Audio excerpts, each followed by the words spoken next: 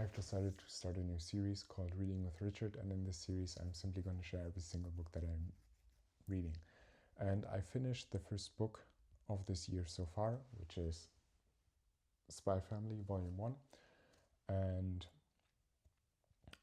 when it comes to the story, it follows three people: a spy, an telepath, and an assassin. So the main character of the story is a man called Lloyd, and his mission is essentially to save the world. He infiltrates a neighboring country because he needs to get some secret information from one of the top politicians in that country to prevent a world war that this country is essentially planning. But to do that, he needs to essentially create a fake family and send his child to a specific school where the son of this politician goes to, because this politician only really does things in the background and don't really present himself to the public, but he sometimes attends the events at the school, and he needs to make sure that his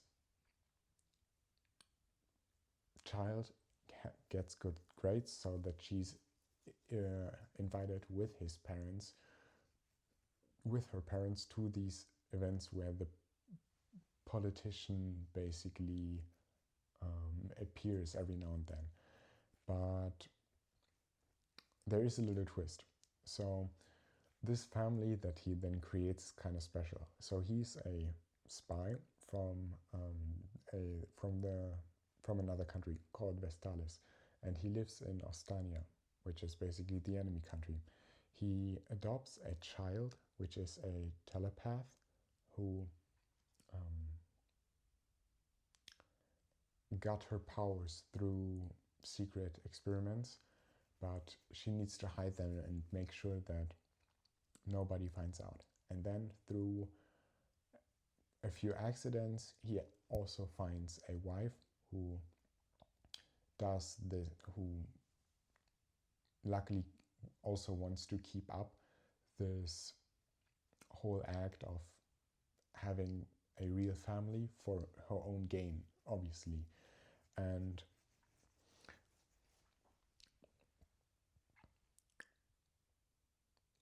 this is basically the story of what happens for the first 5 chapters.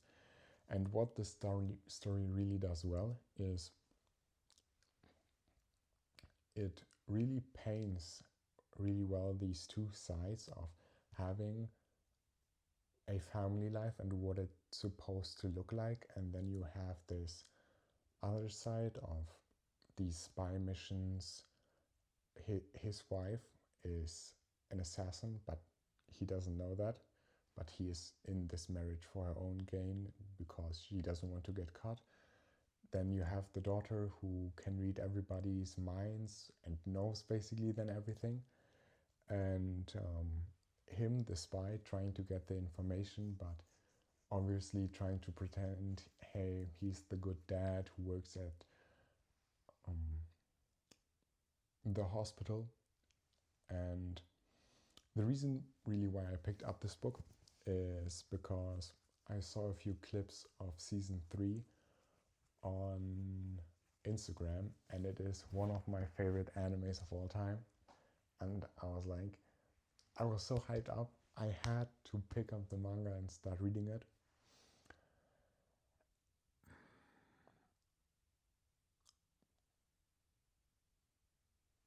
I think it is a really unique story. It has slow pacing, which I'm a big fan of, and that covers the first book of the series.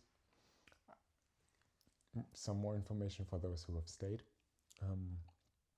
I am doing this series because I tend to buy more books than I read, and I finally want to finish every single book in my library so that I only have one unread book per genre. I split my reading across 3 genres, which is novels, manga, and nonfiction.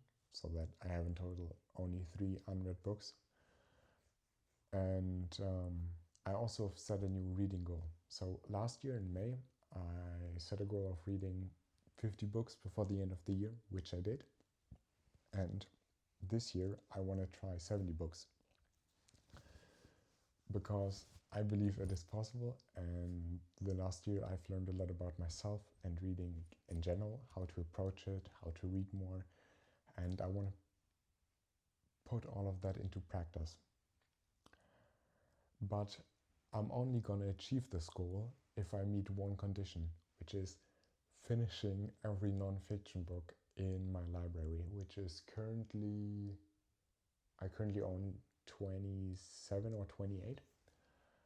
And I want to do that because last year I was really only reading